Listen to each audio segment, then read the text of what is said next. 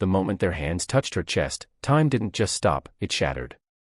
The hallway lights flickered above, fluorescent and cold, as Maya's breath caught in her throat.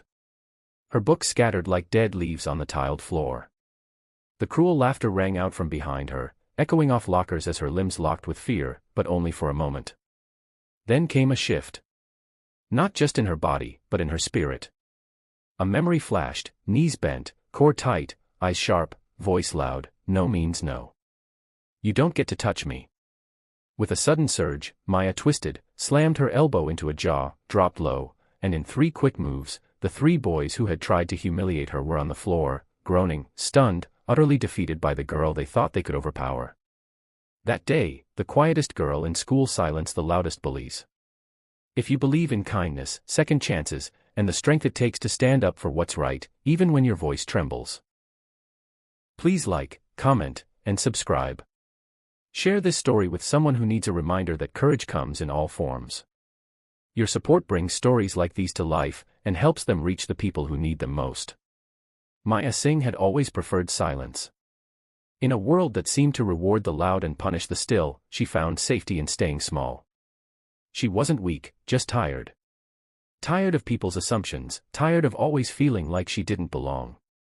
From a young age, she learned to be a ghost. After her mother died in a quiet hospital room when Maya was just 10, her world became one of hushed grief. Her father, though kind and gentle, had become more of a shadow himself. He worked long hours to keep things together, to pay the bills and keep Maya in school, but emotionally, he was adrift. So Maya became her own keeper. She took on the silence of their home and carried it with her everywhere. In middle school, she was called names. Mute girl. Robot. Ice cube. But it didn't escalate until high school, when she started to become a woman, when her body changed in ways that made her more visible, even as she desperately wanted to stay unseen. She wore oversized hoodies, sat in the back of every classroom, kept her hair in her face, and never raised her hand. But predators don't always need words to identify their prey. Sometimes, all they need is silence. That was the trap Maya had unknowingly walked into. Her quietness made her a target. It was her father who, after watching her come home crying one night, holding a torn backpack and hiding bruised knees, suggested the self-defense class. He didn't force her. He simply laid the flyer on the kitchen table and walked away, leaving her to decide. The words on the paper were bold: free self-defense training for women and girls, empower yourself. She didn't go for weeks.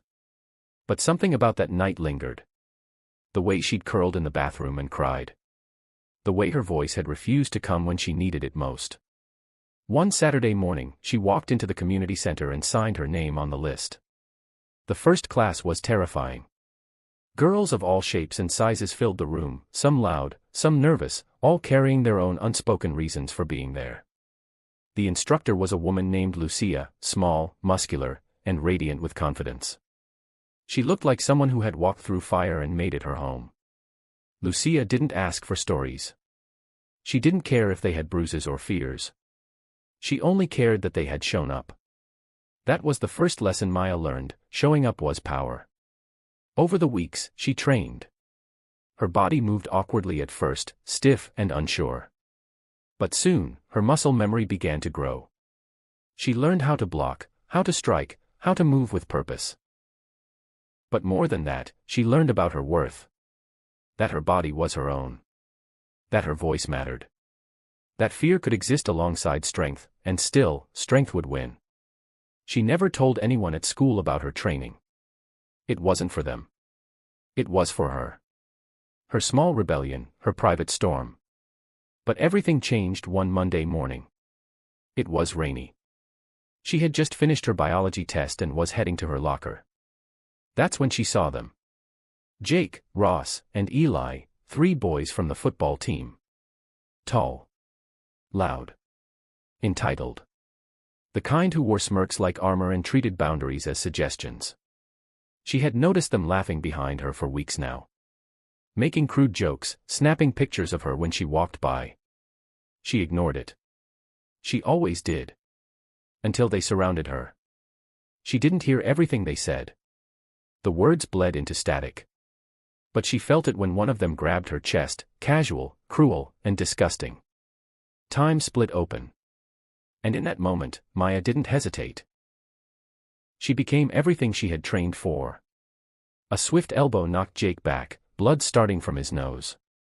She pivoted, ducked under Eli's clumsy grab, and struck him square in the chest with a palm heel. He gasped and fell backward, crashing into a locker.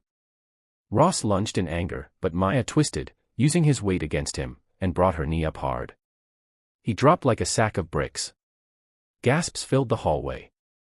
Someone dropped their phone. A teacher came running. Students stood in stunned silence. The shy girl, that girl, had just destroyed 3 boys in seconds.